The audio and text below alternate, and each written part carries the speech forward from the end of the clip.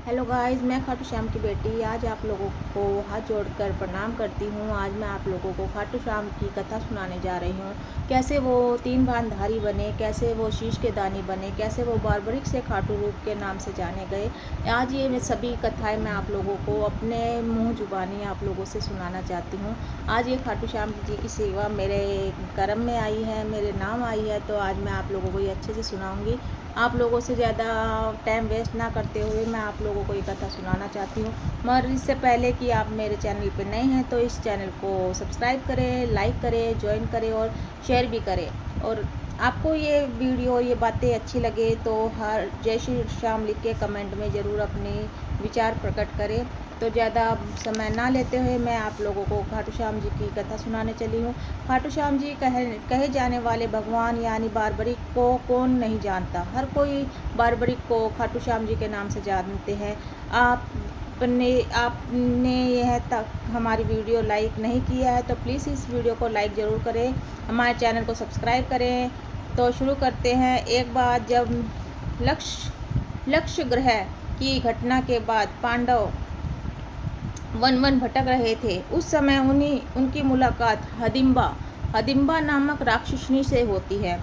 वह भीम से विवाह करना चाहती है। भीम की माता कुंती की आज्ञा से भीम और हदिम्बा का विवाह हो जाता है। उनका विवाह होने के बाद घटोत्कच जन्म लेते हैं। जन्म लेने के बाद उनका बारबरिक का घटोत्कच से उनका पुत्र जो होता है वो बारबरिक होता है। उनका जन्म होता है। उनके पिता भी शक्तिशाली थे और जो बारबरिक थे वो अपने पिता भीम से भी कई गुना शक्तिशाली थे। बारबरिक देवी का बहुत बड़ा भक्त था। देवी की वरदान से उन्हें तीन बाण के जो था प्राप्त हुआ था। उन्हें जो तीन बाण का दिव्य बाण था ना, वो प्रकट हुआ था, इसलिए उन्हें तीन बाणधारी कहा जाता है। वह माता से उन्हें प्राप्त हुआ था। जो बाण अपने लक्ष्य को भेद कर वापस लौट आते हैं, वह इस वजह से वह अजय हुआ। बारबरिक उस वजह से अजय हुआ क्योंकि उनके पास तीन बाण का वरदान था। उनके पास तीन बाण जो उनके पास थे ना, वो कि उससे सब कुछ समाप्त कर सकते थे, उससे वह अजय हुआ। महाभारत के दौरान बारबरिक युद्ध देखने के लिए कुरुक्षेत्र जा रहे थे। श्री कृष्ण जानते थे कि अगर बारबरिक इस युद्ध में शामिल हो गए तो उस युद्ध का परिणाम कौरवों के हाथ में होगा। इसी तरीके से श्री कृष्ण जी ने अपना दिमाग लगाया, उनके विरुद्ध ना हो, कौरवों के विरुद्ध ना हो, तो उनसे जाकर उसे रोकने की कोशिश करी। बारबरिक जब महाभारत का युद्ध देखने जा रहे थे, उन्हें रोकने की कोशिश श्री कृष्ण जी करते हैं। वह कृष्ण जी वहाँ पे बाबा का भेष लेके आते हैं। बाबा ब्राह्मण का भेष लेके आते हैं के रूप में आए और उनसे पूछा कि तुम कौन हो और कुरुक्षेत्र क्यों जा रहे हो। श्री कृष्ण का यह जवाब था।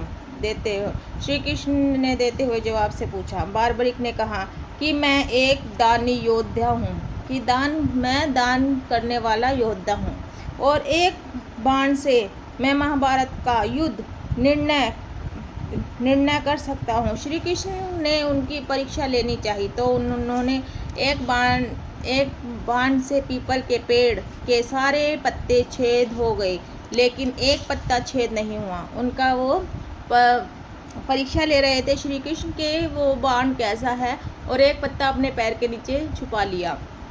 पैर के नीचे छुपाने के कारण इस वजह से बाण पैर के ही ऊपर जाकर ठहर गया, वो छेद नहीं कर पाया। वो पैर के ऊपर, श्री कृष्ण के पैर के ऊपर जाकर ही रुक गया।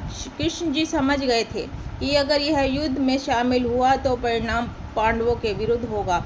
इसीलिए उनसे रोकने के लिए श्री कृष्ण ने कहा कि तुम बड़े पराक्रमी हो, मुझे कुछ दान में नहीं दोगे। तब बारबरिक ने मांगने को कहा कि क्या मांगते हो बाबा ब्राह्मण, तुम मुझसे क्या मांगते हो। तो श्री कृष्ण ने उसका शीश दान में मांगा। इसलिए शीश दान मांगने के कारण से खाटू श्याम जी शीश के दानी भी कहलाए।